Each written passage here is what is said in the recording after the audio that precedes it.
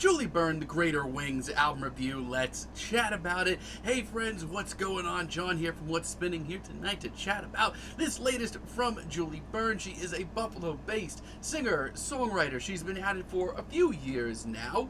And you know, she started to turn heads around her 2014 debut album, Rooms with Doors and Windows. Now, she turned some heads in 2014 with her debut album, Rooms with Walls and Windows, and a lot of people enjoyed the hell out of this thing, but I was not really one of them. While for one, I did enjoy Julie's very heavenly, very angelic vocals, I thought, God, between the production and the instrumentals and just the whole big picture, I thought it just missed the mark completely. I mean, seriously, these instrumentals are boring. I heard better stuff on the new Django album.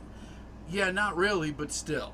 But she did follow it up in 2017 with her Not Even Happiness album, which impressed me infinitely more. I mean, it wasn't perfect, but I did see the appeal in Julie's music this time around. I thought the instrumentals really played to Julie's strengths a lot better. I thought the production was really good, and yeah, her vocals and her lyrics were still top notch. Now, I originally, wasn't that hyped for this album, but I did hear some of the teaser tracks, and I was stunned by how beautiful they are, and I am just thrilled that I did review this album because, let me tell you, this thing is awesome. This album starts off with its title track, The Greater Wings, and from the word go, it is just exquisite. Between the wintry and folky vibes and the dreamlike film over it all, this track is gorgeous. And of course, the star of the show is Julie's vocals. They are nothing short of angelic and dreamy and just beautiful. Throw in some great production and some stellar backing instrumentals, this really kicks off the album with a bang. I mean, I don't know. Personally, I needed an album that just, made me feel good right now. Just made me feel really good inside, and this is it.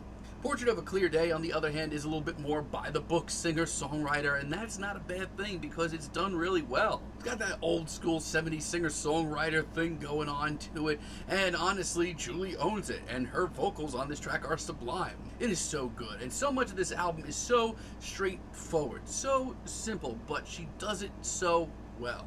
Lyrically, it's just full of these youthful bars that bring a tear to my eye and warm my heart.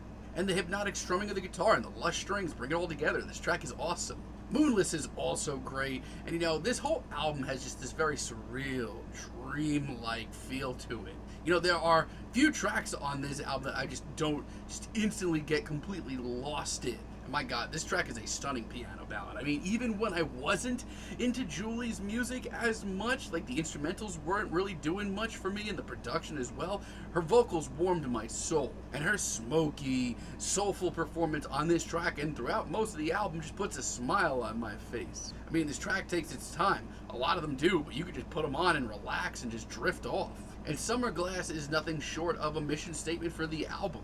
In an album full of emotional, tender ballads, this is one of the more kaleidoscopic, dare I say, psychedelic moments here. And yes, there are some modern hippie cliches thrown in. I mean, that line about her lighting her joint, it's a little cliche, but I certainly am, able to give it a pass. Yeah, this is track of the album. The way it progresses, it becomes this larger-than-life and kaleidoscopic and epic track is beautiful. I thought I would like this album, but this album here it's ahead of the game right now, and Summer's End is a beautiful interlude, and this is the kind of interlude that I would usually scoff at and mark down as just a couple more minutes in the studio, but honestly, it really does fit the album, it fits the atmosphere, and I do really like it. Now, honestly, I don't have a lot of bad things to say about this album. Conversation in a Flow State, though, this is by far the worst track here, not by a small margin. And I do still really do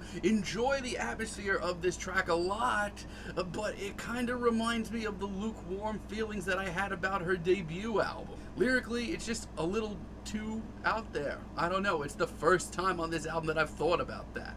Also, I do want to point out Death is a Diamond, this album's finale, which it's tough because I don't necessarily hate it, but I don't necessarily love it either. It's one of the most middle of the road tracks here. I mean, it really didn't leave that much of an imprint on me.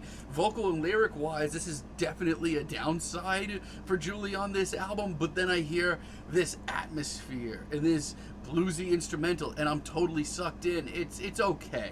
Outside of that, though, this album, at least for me, has exceeded all expectations and probably the best singer-songwriter album that I've heard all year. Lightning Comes Up From the Ground, friggin' awesome. Between the wintry folk, the sort of, throwback singer-songwriter lyrics, and this atmosphere, this to die for atmosphere, like I've got the chills listening to this track. It is so easy to escape into. I mean, I hate to be that guy, but this is a vibe, man. Her vocals, I mean, I'd swear that they've only gotten better, and my hat is off to the production on basically this entire album. This thing sounds great. And Flair is just so heartwarming and sweet. It is beautiful all around, from the shimmering production to the tender lyrics. It's just gorgeous. And there's also like this weird sense of nostalgia with this track. I mean, it's the kind of track that you feel like you've heard somewhere else, but you can't tell where. It just tugs at my heartstrings. And with Hope's return late in the album, somehow Julie has really just saved one of the best tracks for last. It's one of her biggest, boldest, and most kaleidoscopic statements. Sunniest as well. I mean, this thing is bright, and it's also just one of the most instrumentally layered tracks here. There's a lot going on. Like the strings on this track, my god, the pacing alone is absolutely spot on. I mean, personally, I think this is the best deep cut here. I think it's good enough to be a single. It's immense, it's powerful, it's gorgeous, much like this entire album for the most part. I mean, yeah, this thing exceeded all expectations. I was just, kind of expecting a really nice, pleasant on the ear singer-songwriter album, but I think Julie has actually raised the bar for 2023. The dreamlike atmosphere, the stellar production, her vocals, which are just keep getting better. I mean, this is a pretty bold, layered, just gorgeous album that just pokes at all the right heartstrings. And I don't know if it's just me, but this album makes me feel good, and I needed an album to make me feel good right now. Yeah, I'm feeling a light 9 on this album, but let me know what you all think down below. If you like the video, be sure to give us a like, give us a subscribe, and let me know down below what you would like for me to chat about in the future. And until next time, have a great day, friends.